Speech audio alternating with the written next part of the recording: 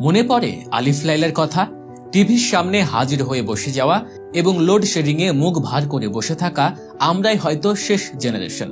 সাদা কালো বলে একটা টিভি ছিল, তা হয়তো আগামী প্রজন্ম জানবেই না কখনো। মারা গেছেন আইয়ুব বাচ্চু, মাইকেল জ্যাকসনও অনেকদিন হলো পৃথিবীতে নেই। আর কোনো নতুন ফানি ভিডিও বানাবেন না মিস্টার বিন। নতুন প্রজন্ম হয়তো জানবেই না, কথা না শুনেও প্রাণ খুলে হাসা যায়। শুক্রবার মানেই বাংলা সিনেমা দেখার কথা মনে পড়লে এখন হাস্যকর লাগতেই পারে অনেকের কাছে। একটিমাত্র টিভি, আর সেই টিভি দেখতে ঘর ভর্তি মানুষ। সবাই মিলেও যে একটা সিনেমা দেখা যায় তা হয়তো বুঝবেই না নতুন প্রজন্ম। হয়তো মিনা মিঠু বড় হয়ে গেছে এতদিনে। দারুণ দারুণ গল্পে তাদের প্রতিবাদী কণ্ঠ এখন আর দেখা যায় না টিভির পর্দায়। সিসিমপুরের কথা কজনই বা জানে এই প্রজন্মের। চায়ের দোকানে একগাদা মানুষ, নদীতে দল বেঁধে গোসল, কিছুই পাবে না। ভাই বোন এখন যে যার মতো থাকে। আনন্দ কিংবা মারামারি কোনোটাই আর আগের মতো হয় না। মায়ের চুলার পাশে বসে পিঠা খাওয়া এখন আর হয় না। দল বেঁধে চড়ুই ভাতের আয়োজনে কলা পাতা দিয়ে দোকান বানানো কিংবা নারিকেল পাতা দিয়েও যে চশমা ঘড়ি বানানো যায়, এখনকার প্রজন্ম এসব জানেই না।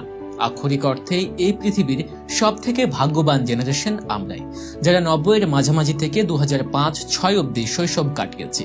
আমাদের সময়ে এমন একটা ঘড়ি ছিল যেটা হাতে দিয়েও গোসল করা যেত। পেঁপের ডাঁটি দিয়েও যে টিউবওয়েল বানানো যায় তা এখনকার জেনারেশনের কজনই বা জানে। হারিকেন কিংবা মোমবাতি ছিল পড়ার জন্য একমাত্র আলোর ব্যবস্থা। এখনকার প্রজন্ম তা হয়তো জানেই না। সন্ধ্যা নামলে উঠানে বড় আসন পেতে পরিবারের সবাই মিলে দাদা দাদি কিংবা নানা নানির মুখে হাজারো গল্প শোনা আর আকাশের চাঁদ দ্বারা দেখা এখনকার জেনারেশনের কতজনের ভাগ্যেই জোটে। সলমান শাহ আর কখনো বাংলা সিনেমায় আসবেন না। রাজ্জাক, রাজীব, হুমায়ুন ফরিদি সহ সবার অভিনয় কি অসাধারণ ছিল। টেলি সামাদ, দিলদাররা তো অনেক আগেই চলে গেছেন। আমরাই হয়তো শেষ জেনারেশন যারা মাঠে খেলতে বল কেনার জন্য সবাই মিলে টাকা জমাতাম। একটা ব্যাট কিনতে আমাদের অনেক কষ্ট হতো। নিজের বলতে কোনো মোবাইল ছিলই না। তথ্য আদান প্রদানের একমাত্র মাধ্যম ছিল চিঠি। আমরাই একটা নরবরে দলকে চোখের সামনে মাথা উঁচু করে দাঁড়াতে দেখেছি। সাকিব আল হাসান, তামিম ইকবাল, রুবেল, মাশরাফিকে দেখেছি দেশের জন্য কাঁদতে, ভাঙা হাতে লড়াই করতে।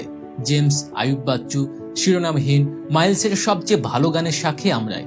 আসিফের ও প্রিয়া গান, জেমসের রাতের তারা, বাবা কতদিন দেখি না তোমায়, কিংবা আইয়ুব বাচ্চুর আমি কষ্ট পেতে ভালোবাসি, দুর্দান্ত সব জনপ্রিয় গানের সাক্ষী এই আমরাই।